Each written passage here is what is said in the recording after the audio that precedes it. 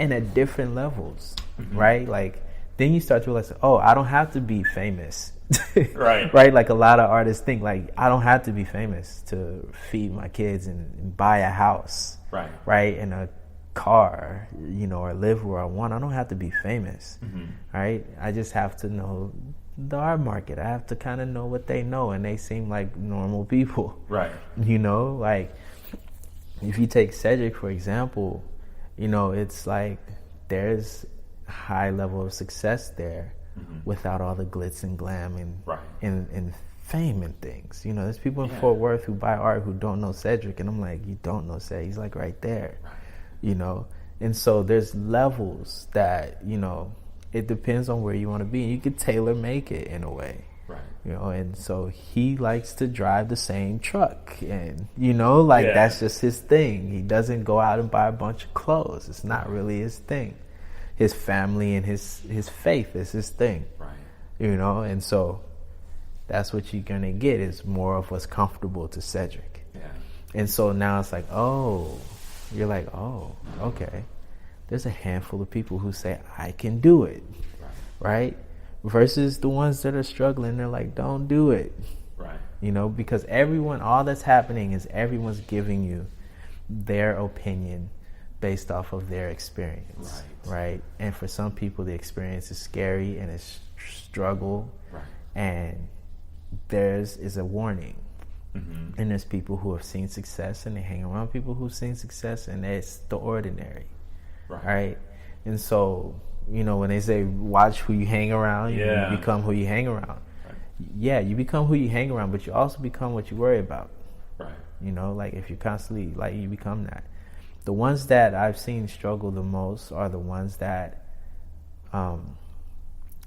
painted figures, like in Florence, that just kind of all look the same. They hung in a gallery where the work all looked the same. Sometimes you couldn't tell whose is whose or what. That becomes very tough after a while. Right? Like, it really does. And so you start to realize that there's a way of maybe maneuvering around that. Yeah. Right? So yeah, it's been pretty interesting. Right. But my biggest lesson has been, since I've been unsigned, right? That's been the most informative time. So so I'm looking around your studio here, and so some of the work's on panel, and you do some panels, some canvas, some work on paper. Yeah. What helps you choose these days? Is it mainly panel? It's mainly panel. So there's about 2 pieces in here that's on canvas. Okay. And that's because there's canvas laying around. Right. Or someone gives me, like, some canvas, then I don't like painting on canvas. Right. Like, because with wood, you can, you know, the way you layer and sand the gesso, you can get whatever consistency you want, right? And so I really like wood. It also, I think it complements the style I have.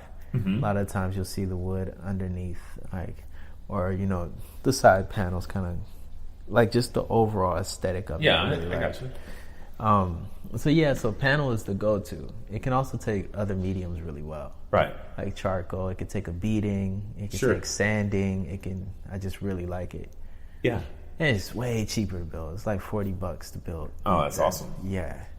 And so, do you always start with this warm ground on, for an underpainting? Yeah, sometimes I'll start with alizarin crimson, something that's really, you know, like when you throw that down with a good amount of, you know, like turpentine, it's pretty pink. Right, but it creates a nice warmness underneath that I really like.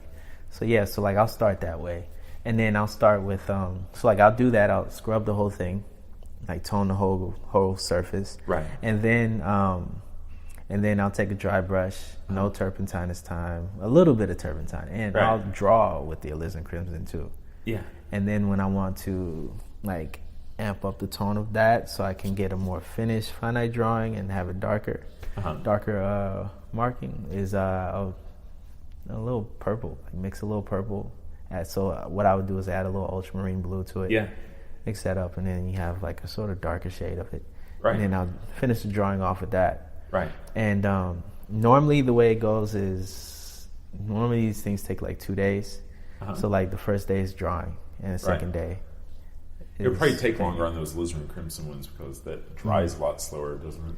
It does, but I don't mind it. Yeah. So like whether it's dry or not dry, I continue. So I guess the idea is, the alla prima approach. Yeah. Of painting wet on wet. So, if it dries, it's fine. If it doesn't, it's fine. There was a point where I didn't like for my work to dry while I was painting on it. Like I wouldn't come back and touch it again. It's just, sort of this impatience I had at the time. Right. When now, specifically for the exhibit that just came down, Spectrum from Foreworks Art, I did a lot of that of, okay, I'm going to let this dry, and then I'll reapproach it again. Right. So, like, there was what felt like more of a confidence when it came to portraiture. Sure. Yeah, so, for example, like the reflections in this guy's glasses, you're not going to get that alla prima. You're not going to get that alla prima, Right. So, like, it took for that to dry, and then I went on top of that. And even, like, some of the colors that's going on in the shadows, like the reflected light of the blue. Exactly. It comes after it's dry. Absolutely. And so the idea of Spectrum was my full spectrum of portraiture that I'm able to actually capture and approach. All right, so like the other portrait of this guy looks nothing like this. All right, so I didn't want any one style to really look the same for this one.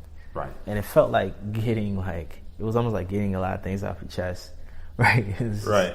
Like, what all can I do with portraiture? All right. Yeah. And then after that's done, then you're like, well, there's still things I'm going to try to do, with portraiture, right? Yeah. Because you realize there's so much you could do with portraiture and how you approach it. Right. Right. So it's like this never ending thing. Sure. I just look around and see different examples of that. Sometimes you use text. We have some, low relief coming off some of these. I was looking on your website. It looked like there were some of the works on paper that where it felt like there was a little bit more. You were, I wouldn't say caricatures, but you're like exaggerating features, which do you struggle with trying to figure out how much of that exaggeration you want to let in? Not too much, because when it shows up, it's normally from sitting like on the couch, my kids going crazy around me, and I'm just sketching, right? Like I got my phone here, and I'm just sketching something, right? Like do, and it's just like shit flying and everything, right? And so, where do you think you're headed? Put this on airplane mode. I think I'll be doing a lot more sculpture. All right. Yeah. My dream is to do large sculpture. Right. Like life size. I'll say that. Life size sculpture, full figures. Wow. That's what I would like to do in plaster at some point. Right. What I like about plaster is how quickly it dries. When it's dry, you get a finished product pretty much. You don't have to fire it. Yeah. You can treat it like stone a bit. After that, you can chisel it, you can chip at it, that sort of thing, sand it. Sure. Well, even once you're done, you can still apply plaster. you can cast it. Yeah. Right? You can you make plaster casts. You could also make bronze castings of it. Yeah. So that's one thing, and I would like for my ideas to get a bit larger. Right. Not so much in size, but in concept. Right. So my first crack at it is what we got the grant for, is Made in America, where now I'm tackling issues and being a bit political. Right. When before it was just people I've come to know and painting people around me. Right. Now it's how do I express the Black Panther Party and COINTELPRO.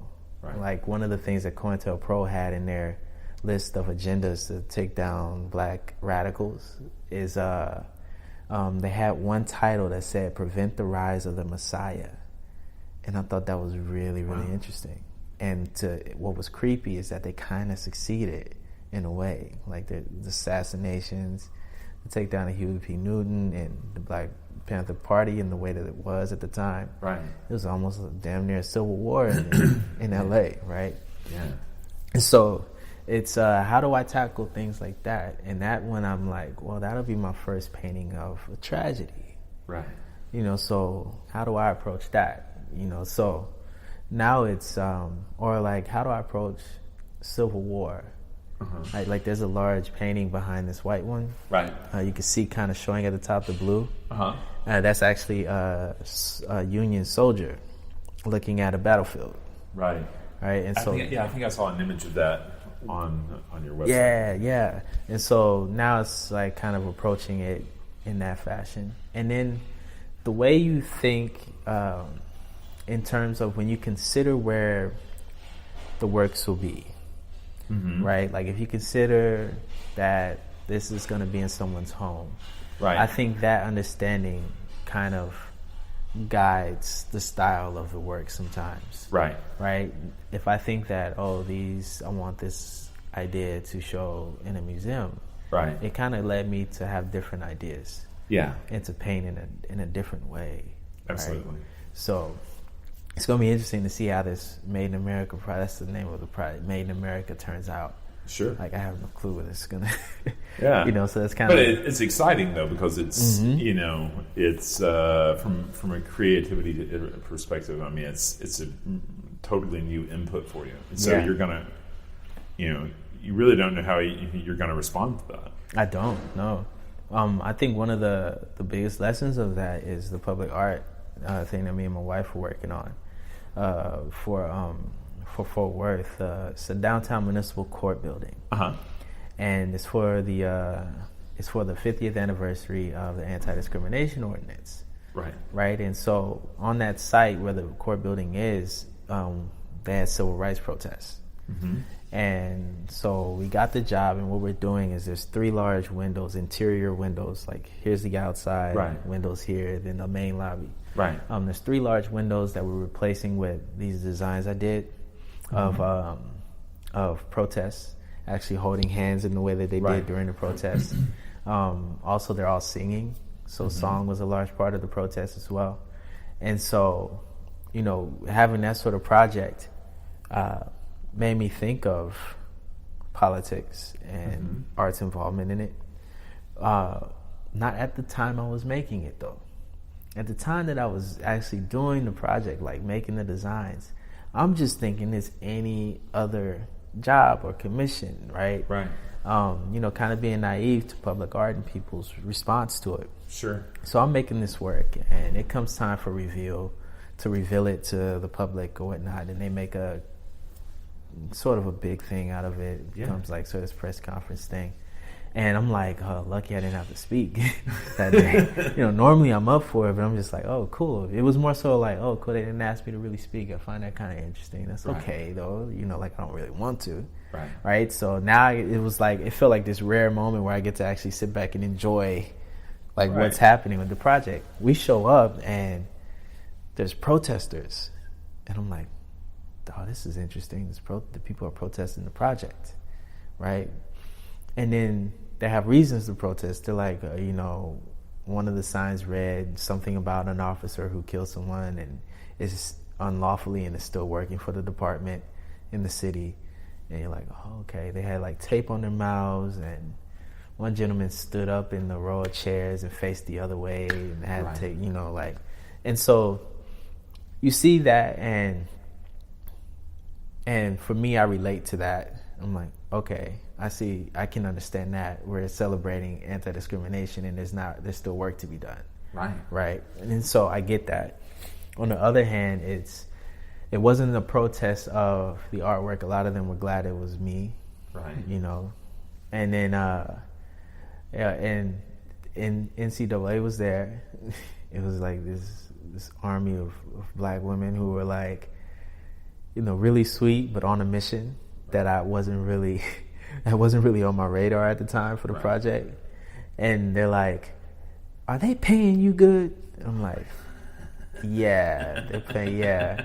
Like, okay. And she'd leave, and they go huddle again. She came back, she's like, now, did they ask you if you wanted to speak and you turned it down, or did they not ask you at all? I was like, they didn't ask me to speak. I thought so. And I'm like, oh shit. But when I'm faced with situations like that, it's 100% honesty, no sides taken. I wasn't asked, right? Like Now maybe that means something to her.